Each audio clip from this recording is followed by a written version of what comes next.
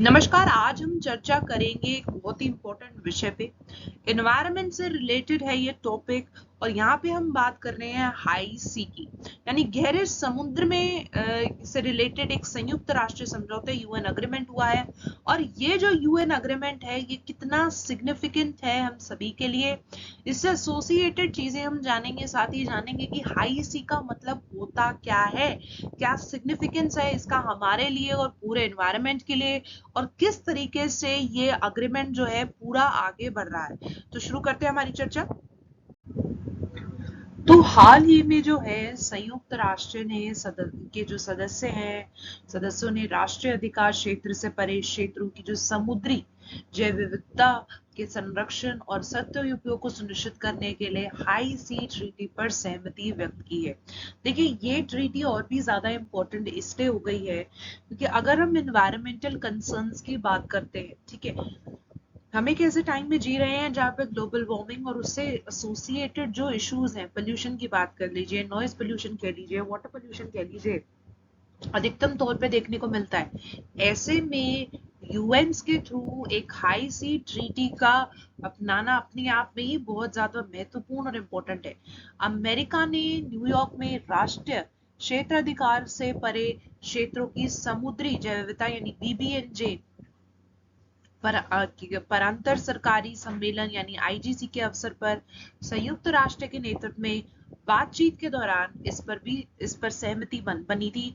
और संधि को अगर हम बात करें तो औपचारिक रूप से स्वीकृत प्रदान करना अभी बाकी है क्योंकि सदस्यों को अभी इसकी पुष्टि करनी है। तो एक बार स्वीकृति मिल जाने के बाद ये संधि कानूनी रूप से बाध्यकारी होगी, यानी ये लीगली बाइंडिंग अग्रीमेंट होगा। अगर हम किसी भी लीगली बाइंडिंग अग्रीमेंट की बात करते हैं तो कोई भी लीगली बाइंडिंग अग्रीमेंट अगर होता है तो जितने भी मेंबर्स उस अग्रीमेंट को साइन करते हैं वो सभी कानूनी तौर से उस अग्रीमेंट के अंडर आ जाते हैं और उन्हें वो सभी लॉज जो है पूरी तरीके से निभाने पड़ते हैं। तो अगर हम बात करें हाई सी, तो ये जो नेम है हाई सी क्या है और इससे रिलेटेड जो चीजें हैं, देखिए हाई सी पर 1958 के जिनेविया अभिसमय में के अनुसार समुद्र के वह हिस्से हैं जो प्रादेशिक जल या किसी देश के आंतरिक जल में शामिल नहीं है, तो हाई सी के रूप में इन्हें जाना जाता है। और ये किसी देश के विशिष्ट आर्थिक क्षेत्र यानी समुद्र तट से जो 200 नॉटिकल माइल यानी 370 किलोमीटर तक फैले क्षेत्र से परे ऐसे क्षेत्र हैं जहां के जीवित और निर्जीव संसाधनों पर एक राष्ट्र का अधिकार होता है। तो हाई सी में जो है संसाधनों के प्रबंधन और सुरक्षा के लिए कोई भी देश जिम्मेदार नहीं है, तो ऐसे में जो है इनकी सिक्योरिटी और ज्यादा इम्पोर्टेंट हो जाती है। देखिए सी हमारे लिए बहुत ही इम्पोर्टेंट सोर्स है कई चीजों का, और ऐसे में अगर आप देखें जो ये हाई सी की बात करें क्योंकि कोई भी देश इसकी जिम्मेदारी नहीं ले रहा है, तो यहाँ पे इम्पोर्टेंट बात ये आ जाती है क्योंकि हमारे एनवायरनमेंट का बहुत ही इम्पोर्टेंट पार्ट है, तो इसकी सुरक्षा और प्रॉपर जो निरीक्षण है उसका होना यहाँ पे बहुत ही ज्यादा जरूरी है। तो अब बात करते हैं हाई सी के महत्व की। तो हाई सी विश्व के महासागरीय क्षेत्रों का लगभग 60 से अधिक परसेंट हिस्सा है और पृथ्वी के सतह के लगभग आधे हिस्से को आच्छादित करता है, जो उन्हें समुद्री जीवन का केंद्र बनाता है। तो देखिए कितना इंपॉर्टेंट है ये एरिया। तो लगभग अगर बोला जाए तो 2.7 लाख यानी 0.7 लाख क्या जो प्रजातियों के निवास स्थान है, इसकी स्पीशीज यहाँ पे रहती है, जिनमें से कई की खोज भी अभी की जानी बाकी है। तो इतना इम्पोर्टेंट और वाइटल सोर्स है हमारे लिए। उसी के साथ साथ अगर बात की जाए कार्बन के अवशोषण के माध्यम से, ये जो कार्बन अब्सॉर्बिंग कैपेसिटी इसके अंदर है, इससे ये जलवायु परिवर्तन के प्रभावों में कमी करता है। और उसी के साथ साथ जो बात करें कि विश्व भर में जो ऊष्मा वितरित कर ग्रहों की स्थिरता में भी एक मौलिक भूमिका निभाता है। तो जलवायु को नियंत्रित करना यहाँ पे बहुत जरूरी है, पोल्यूशन को नियंत्रित करना जरूरी है। जब भी हम एनवायरनमेंट की बात करते हैं तो हमेशा बात होती है कि इन्वायरमेंट एक बैलेंस क्रिएटेड रहना चाहिए। तो उसी बैलेंस को क्रिएट करने के लिए जो कार्बन अब्सॉर्प्शन की जो कैपेसिटी ले लीजिए, इतनी सारी स्पीशीज ले लीजिए कि जो कि वेब साइकिल में, फूड साइकिल में बहुत ज्यादा इंपॉर्टेंट है। तो यहाँ पे इतना महत्वपूर्ण है ये हाई सी। और इसी के साथ साथ अगर बात करें तो महासागर संसाधनों तथा सेवाओं के स्रोत हैं, तो जिनमें समुद्री भोजन एवं कच्चे माल की अगर हम बात करें, कुछ ऐसी औषधीय संस्थान, वायु शोधन, जलवायु विनिमय और सौंदर्य वैज्ञानिक एवं सांस्कृतिक सेवाएं शामिल है। तो ऐसे सोर्सेज, ऐसे पदार्थ यहाँ से मिल सकते हैं जो साइंटिफिक पर्पस के लिए, मेडिकल पर्पस के लिए, ब्यूटी पर्पस के लिए बहुत ही ज्यादा अनिवार्य है और इम्पोर्टेंट है। तो कह सकते हैं कि ये मानव के अस्तित्व और कल्याण के लिए बहुत ही ज्यादा मौलिक है, बहुत ही ज्यादा सिग्निफिकेंट है। तो कई ऐसे पदार्थ आपको यहाँ पे मिलेंगे जो कि इजीली कहीं पे भी अवेलेबल नहीं हो सकते। तो एक सोर्स है, भंडार है बहुत सारे इंपॉर्टेंट नेचुरल रिसोर्सेस का। लेकिन ये वातावरण से अगर बात की जाए तो ये वातावरण से ऊष्मा को अवशोषित कर अल नीनो जैसी घटना, यानी एल नीनो इफेक्ट की अगर हम बात करें, से प्रभावित हो रहे हैं और अम्लीकरण के दुष्प्रभाव से भी गुजर रहे हैं, जिससे सभी समुद्री वनस्पतियों तथा जीवों को संकट में डाल सकते हैं। तो एक संकट इन पर हमेशा से मंडराया हुआ है। यदि वर्तमान ग्लोबल वार्मिंग और अम्लीकरण की प्रवृत्ति लगातार जारी रही तो ऐसा माना जा रहा है कि अगली सदी तक कई हजार समुद्री प्रजातियों के विलुप्त होने का खतरा है। और देखिए, कोई भी स्पीशीज अगर एक्सटिंक्ट होती है और किसी बड़ी मात्रा में अगर कोई भी स्पीशीज एक्सटिंक्ट होती है तो ये किसी के लिए भी अच्छा नहीं है, पूरे विश्व के लिए अच्छा नहीं है। अर्थ की अगर हम बात करें, धरती की बात करें, तो उसका जो बायोलॉजिकल बैलेंस है, एक बैलेंस बनाना यहाँ पे बहुत जरूरी है। और हाई सी वन जनित दबावों में जो समुद्र तेल खनन, ध्वनि प्रदूषण, जैसे कि नॉइज पोल्यूशन की हम बात करते हैं, एवं तेल रिसाव और आग, अनुपचारित कचरे का जो निपटान है, जो कि हम वाटर पोल्यूशन की अगर हम बात करें, जिसमें वाटर में रिलीज किए गए ऐसे पदार्थ हैं इंडस्ट्रीज के द्वारा, जिसमें एंटीबायोटिक्स भी शामिल है, ये एक तरीके से अगर ये सभी गतिविधियों पे नजर डाली जाए तो ये एक इतना ज्यादा प्रदूषण कर सकते हैं, प्रदूषित कर सकते हैं पूरे माहौल को। और पूरे जो स्पीशीज हैं जो पानी में रह रही हैं, इवन जो रिसोर्सेज हैं वाइटल, उनके लिए एक संकट का खतरा यहाँ पर बना हुआ है। और खतरनाक, इस तरीके से जो खतरनाक स्थिति में के बावजूद खुले समुद्र सबसे कम संरक्षित क्षेत्रों में से शामिल है, तो जिनमें से 1% ही संरक्षित है। तो ऐसे में देखिए कि इनकी सुरक्षा का जो जिम्मा है वो कितना ज्यादा महत्वपूर्ण और जरूरी यहाँ पे हो जाता है। तो इन एरियाज की जो प्रोटेक्शन है ऑटोमेटिकली बहुत ही ज्यादा इंपॉर्टेंट हो जाती है और इन्हें प्रोटेक्ट करना उतना ही वाइटल माना जा रहा है।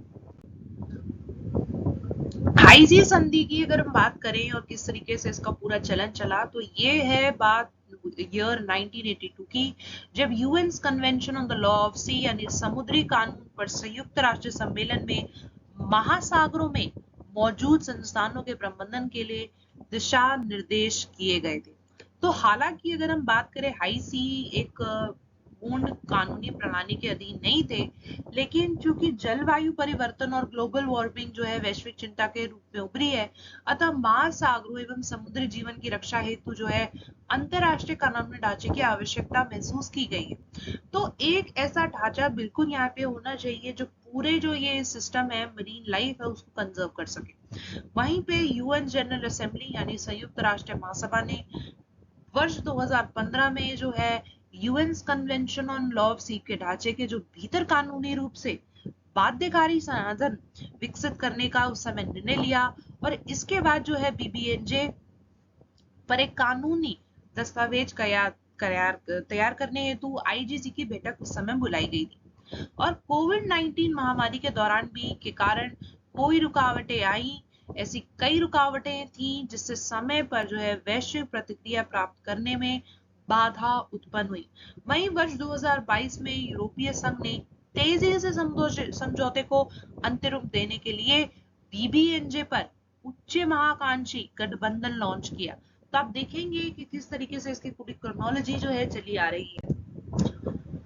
अगर बात करूं कुछ ऐसे की फीचर्स की, मुख्य विशेषताओं की, तो और इसके बहुत और लाभ समझना हमें बहुत जरूरी है। देखिए, ये दिशा निर्देश तैयार करने के लिए पहुंच और लाभ साझाकरण समिति की स्थापना करेगा। और हाई सी क्षेत्रों में समुद्री अन्वेषक संस्थानों से जुड़ी जो गतिविधियां हैं, सभी राज्यों के साथ ही मानवता के हित के लिए लाभप्रद होगी। और उन्हें विशेष रूप से जो है बात करें शांतिपूर्ण उद्देश्य के लिए किया जाना चाहिए। तो ये जो है बेनिफिट जो इसका होगा होलसम होगा, प्रकृति के लिए, मानव के लिए, ह्यूमैनिटी के लिए अगर हम बात करें तो बहुत ही ज्यादा जरूरी है। और पर्यावरण पे जो प्रभाव है, देखिए जब जो भी सिग्नेटरीज हैं उनको समुद्री संसाधनों के दोहन से पूर्व पर्यावरण प्रभाव आकलन करना होगा, यानी एक इम्पैक्ट असेसमेंट करना बहुत ज्यादा जरूरी हो जाएगा। तो एक पूरी एक क्रोनोलॉजी यहाँ पे तैयार की गई है। और एक नियोजित गतिविधि से पूर्व सदस्य को जो है कई स्टेप्स के थ्रू गुजरना होगा, जैसे कि स्क्रीनिंग, स्कोपिंग, प्रभावित समुद्र पर्यावरण के मूल्यांकन, रोग थीम की पहचान और संभावित नकारात्मक प्रभावों का जो प्रबंधन करना यहाँ पे बहुत ही ज्यादा आवश्यक हो जाएगा। तो एक पूरा प्रोसेस है यहाँ पे जो क्रिएट किया गया है, ताकि जो एक इम्पैक्ट असेसमेंट है, पर्यावरण प्रभाव आकलन है, वो समय पर और सही तरीके से किया जा सके। वहीं पे समूह जो स्वदेशी समुदाय की सहमति यहाँ पे बहुत ज्यादा जरूरी है। देखिए, ये जो वाटर बॉडीज है, हम बात करें तो एक इंडिजीनियस कम्युनिटी होती है जो कि जिनका रोल बहुत ही ज्यादा इंपॉर्टेंट है। तो कोई भी राज्य राष्ट्रीय अधिकार क्षेत्र से बाहर के क्षेत्रों में समुद्री अनुविश्वास संस्थानों पर अपने अधिकार का दावा नहीं कर सकता है। और राष्ट्रीय अधिकार क्षेत्र के बाहर केवल स्थानीय लोगों यानी इंडिजीनियस कम्युनिटी और समुदाय की जो स्वतंत्र पूर्व सूचित सहमति या अनुदान या भागीदारी के साथ समुद्री संस्थानों तक पहुंचा जा सकता है, जिन पर उनका नियंत्रण है। तो यहाँ पे जो बहुत ही ज्यादा इम्पोर्टेंट रोल निभाया जा रहा है जो इंडिजीनियस कम्युनिटी का है। और वहीं पे अगर हम बात करें क्लियरिंग हाउस प्रणाली की, तो सदस्यों को संधि के भाग के रूप में जो स्थापित है CHM को अनुसाधन के उद्देश्य, भौगोलिक क्षेत्र के संकलन और प्रायोजिक के नाम आदि जैसे विवरण प्रदान करने होंगे। वहीं पे अगर फंडिंग की बात की जाए, निवेश की बात की जाए, तो समझौते के भाग के रूप में एक विशेष कोष स्थापित किया जाएगा, जिसे विभिन्न दलों के सम्मेलन द्वारा तय किया जाएगा। तो जो ये COP है, इस COP समझौते के कामकाज को भी देख रेख करेगा। यहीं पे अगर हम बात करें इसके महत्व की, तो यह समझौता अगर बात की जाए संयुक्त राष्ट्रीय CBD यानी जैविक विविधता पर सम्मेलन COP 15 में निर्धारित 30/30 के लक्ष्य को प्राप्त करने के लिए महत्वपूर्ण है। तो ये जो 30/30 है, इस 30/30 का क्या मतलब है, इसको थोड़ा सा जानते हैं। तो 30/30 का अर्थ है कि लक्ष्य को प्राप्त करने के लिए महत्वपूर्ण है, जिसके तहत दोनों ने वर्ष 2030 तक जो है 30% महासागरों की रक्षा करने हेतु और जो सहमति व्यक्त की है, तो ये 30%, और ये जो ये साल को दर्शाता है, वर्ष को दर्शाता है, यानी 2030 को। वहीं पे समुद्र संबंधी अन्य सम्मेलन की अगर बात करें तो महाद्वीपीय खगार शेल्फ पर सम्मेलन 1964 में, तो ये महाद्वीपीय शेल्फ के प्राकृतिक संसाधनों को पता लगाने और उनका जो है दोहन करने वाले राज्यों के अधिकारों को परिभाषित एवं सीमांकित करता है। तो मछली पकड़ने और हाई सी के जीवित संसाधनों के संरक्षण पर भी एक सम्मेलन के बारे में बात करेंगे। 1966 का ये सम्मेलन रहा। तो ये हाई सी के जीवित संसाधनों के संरक्षण संबंधी जो समस्याएं हैं, उनके समाधान हेतु डिजाइन किया गया था, क्योंकि इनमें से कुछ संसाधन आधुनिक तकनीकी प्रगति के कारण अतिदोहन के खतरे में है। तो ये जो है समुद्री संबंधी कुछ अन्य सम्मेलन है जो आप जान सकते हैं यहाँ पे।